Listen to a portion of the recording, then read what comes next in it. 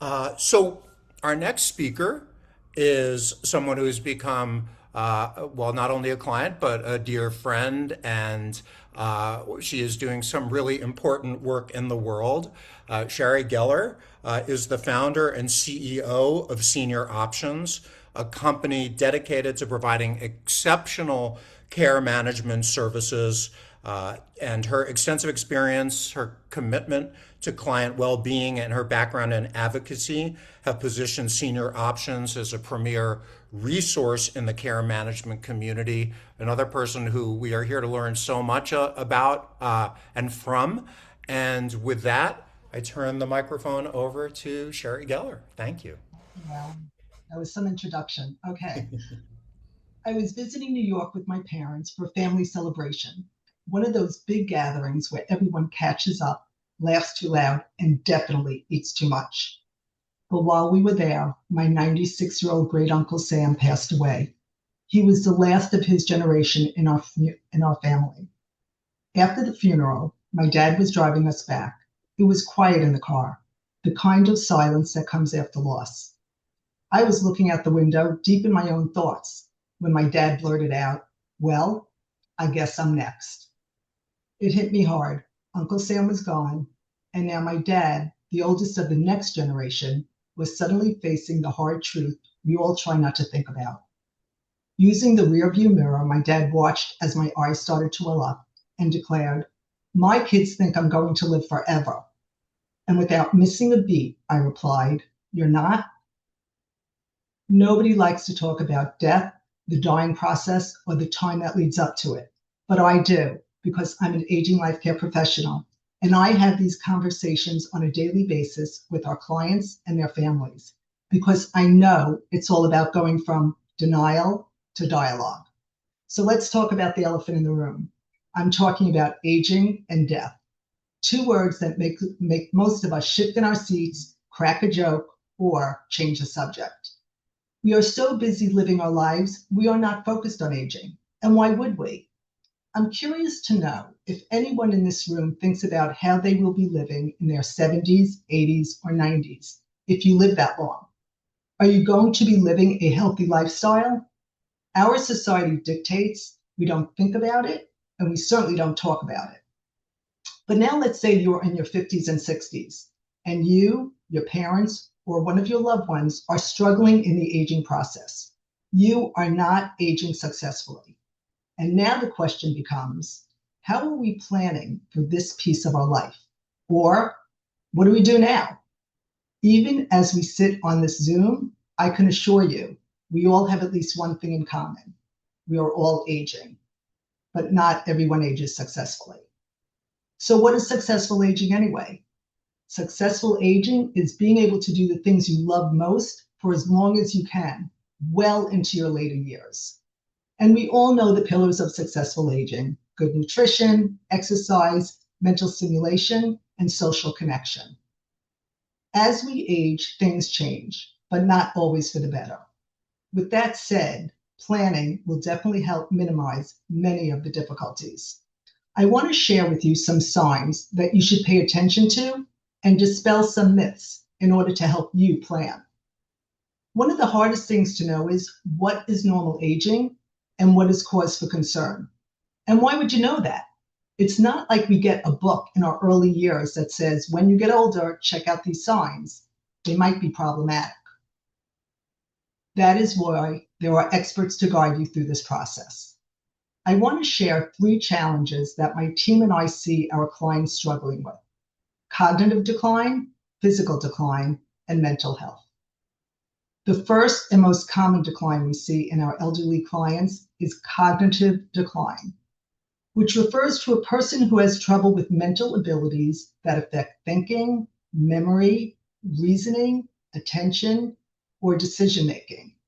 It describes when someone's cognitive skills are weaker than what would normally be expected at their age. So a good way to think about your brain is that it has a filing cabinet with lots of information in it. So let's say you're 20 years old. You only have 20 years of experiences, skills, names, numbers, knowledge that you have accumulated. But fast forward the clock. and now you are in your 70s or 80s. You have decades of information in that filing cabinet that you have to retrieve. Sometimes that could be very difficult, even for someone younger. So take note, as long as a person can access relevant information to ensure their safety and independence, this is not concerning. Memory at any age is affected by stress, fatigue, injuries, medication, illness, and life transitions. Consult with a trusted professional, whether it be a neurologist or a primary care physician, to substantiate your concerns or to reassure you what you're experiencing is normal at your age. In 2025, approximately 7.2 million Americans aged 65 and older are estimated to be living with Alzheimer's, representing 1 in 9 people in that age group. Pay attention to what might seem like subtle signs, but they are not. Now let's talk about the second category, physical decline, which refers to a gradual loss of strength, mobility, endurance, and other bodily functions that typically occurs with aging, illness, or certain medical conditions. In simpler terms, it means the body doesn't function as well as it used to. As we age, the term activities of daily living, or ADLs, will become a household name. ADLs refer to eating, dressing, transferring, bathing, toileting, and continence. If a person cannot perform one or more ADLs independently, depending on where they are in the aging process, it is surely cause for concern. Add ambulation changes, such as holding onto chairs and walls to get across the room, or rocking back and forth in order to propel yourself out of your seat, and you are seeing clear signs of physical decline. Again, what you think is normal aging is not and should be addressed immediately. Physical therapy, safe exercise programs, and home assessments can be extremely helpful. Next, I want to talk about something that's often invisible but deeply real, mental health. When we talk about decline, we usually think of physical decline, energy fading, memory slipping, and the body slowing down. But emotional decline is just as powerful and often harder to see. Emotional decline is what happens when someone's ability to manage or make sense of their feelings begins to break down. It could look like irritability, withdrawal, or numbness. It can sound like, I'm fine, when really they are not. We all have bad days, but imagine that bad day never lifts, day after day. That is what depression can feel like. It's not weakness, it's disconnection. And the more we understand that, the more we can lead, not just with empathy, but with action. Lastly, another cause of emotional decline we should pay attention to is loss. As we age, loss becomes an inevitable part of our story. We may lose parts of ourselves, our independence, our hearing, our vision, our mobility. We also lose loved ones, our spouses, partners, family, friends, neighbors, and yes, sometimes even our own children. Each loss, whether big or small, can shake our sense of identity. These moments need not be white flags of surrender. They are red flags of awareness, signaling us to reach out, to adapt, take action, to care for ourselves and one another. Because decline is not destiny. Connection, purpose, and community, these are powerful antidotes to despair. Dr. Mark Agronin, a brilliant geriatric psychiatrist right here in South Florida, reminds us that reversible causes of impairment become less reversible with time. So awareness is not just knowledge, it's hope in motion. It's the moment we move from denial to dialogue, from silence to support. Thank you. Thank you. Give it up for Shari. So,